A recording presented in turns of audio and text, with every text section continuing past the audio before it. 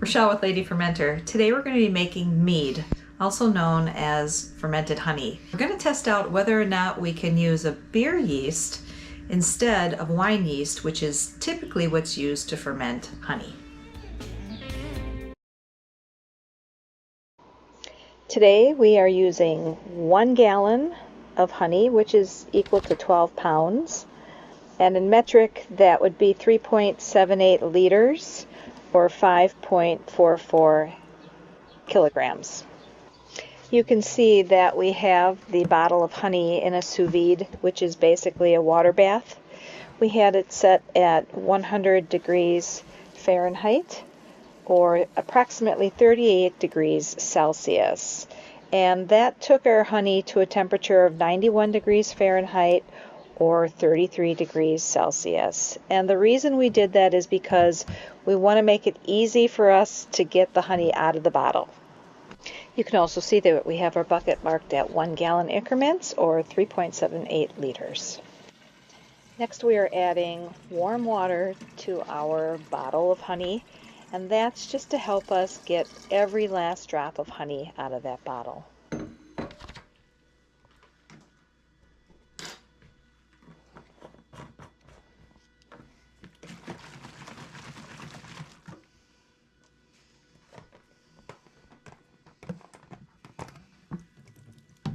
Next we are adding 3 12-ounce containers, which is equal to 355 mLs of orange juice concentrate.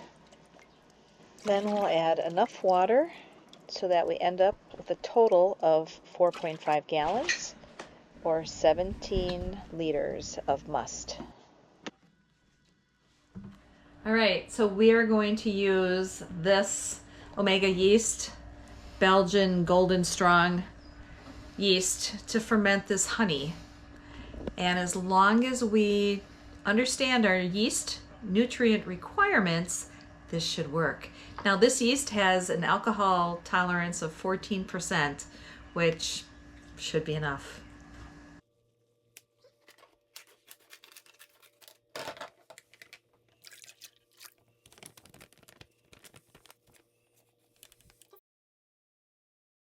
Container size matters, so when you're taking your drill with your whisk spinner, you're going to watch. Just want you to see how much the foam comes up.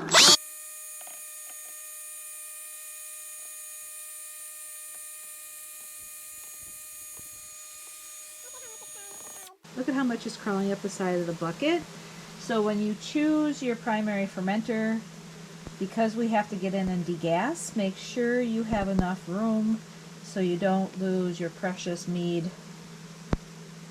going over the top because of all this beautiful foam that we're getting rid of so that the yeast have a better environment to thrive.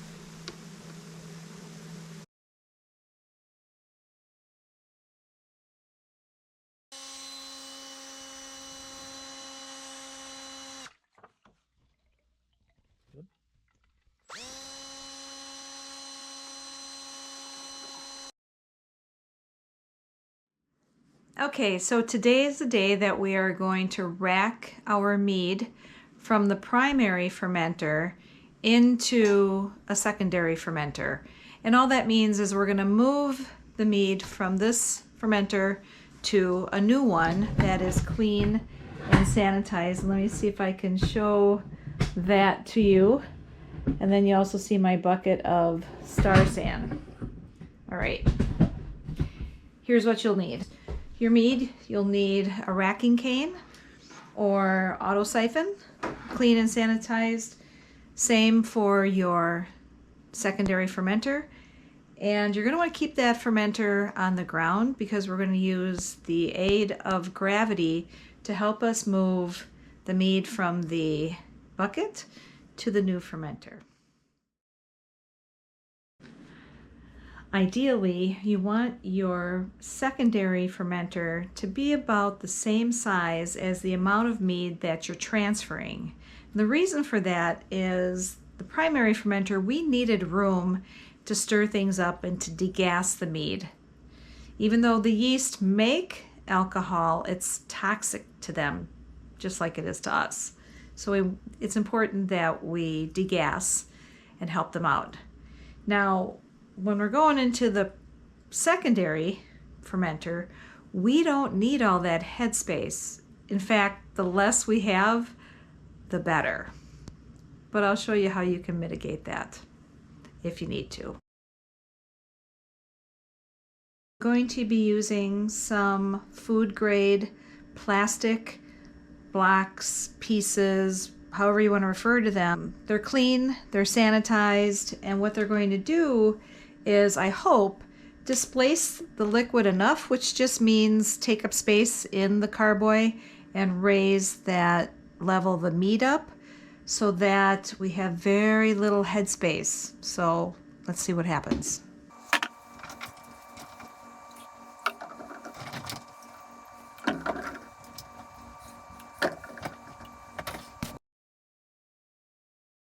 We are going to let this mead hang out in a room temperature area away from direct light. The other thing I want to encourage people to do is hold back a little bit of the original honey. Now, I did 1 teaspoon, or it's about 5 milliliters. Going forward, I'll do a tablespoon or 15 mLs because it's a great way to see how the honey ferments out.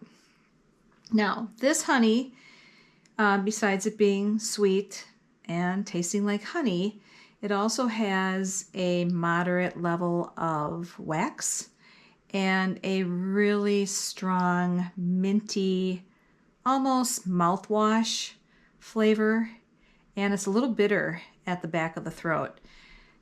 And I'm hoping that lessens as time goes on.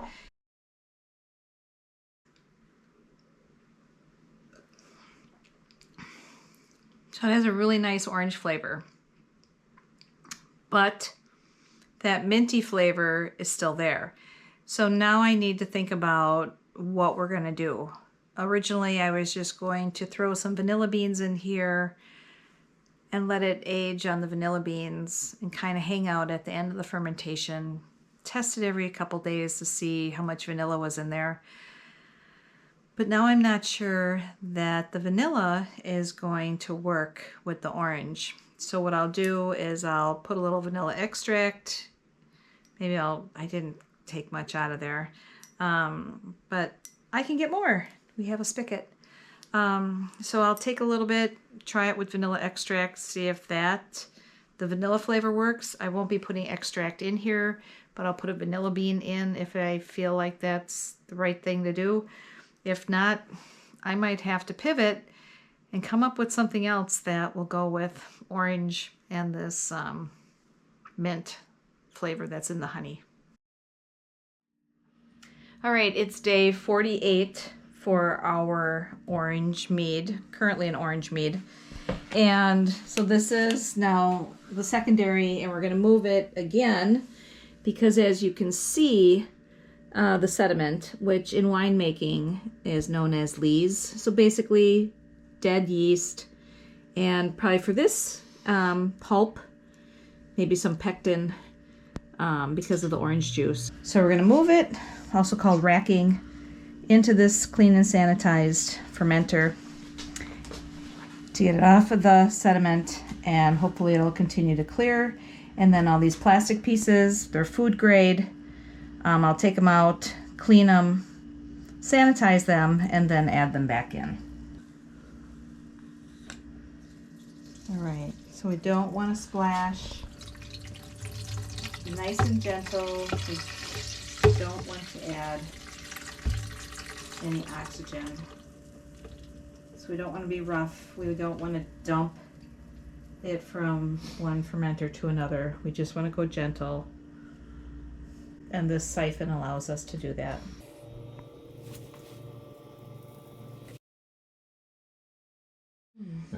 So we've decided to add vanilla into this orange mead. What we'd like to do is not back sweeten if possible. It's completely dry right now, It's at 14.43, so a little over 14%. What I'm doing now is when you're working with vanilla beans, you want to make sure that you don't use a cutting board that you use in your kitchen for garlic, onions, leeks, stinky stuff.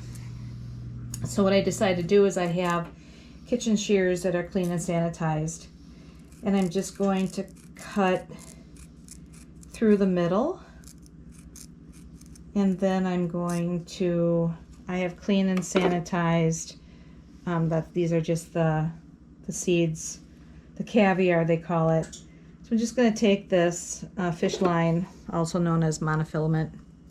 I'm just going to tie it, and then I have an old clean and sanitized shaker lid from the spice that I'm going to put on the other end so that I can dig it out when I want to.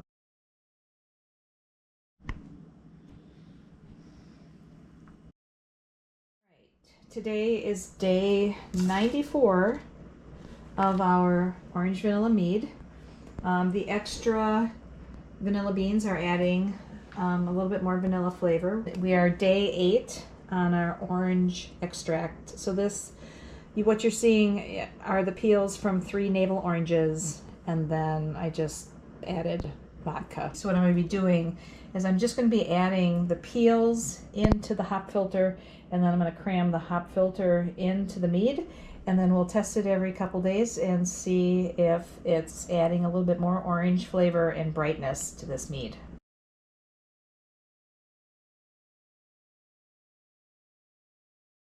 So today is the 105th day of this mead, and what we're going to do is we're getting ready to filter, but the fastest way to clog up a filter is with sediment. So you see that little bit of sediment, so we're going to rack this mead from, which is looking really good, except for the caviar from the vanilla beans. It's looking really nice and clear. I'm happy with it. All right, we are racking. Oh, it is pretty, but I think it's going to look nicer after it's filtered. So we're racking into a clean and sanitized carboy, and then we'll filter.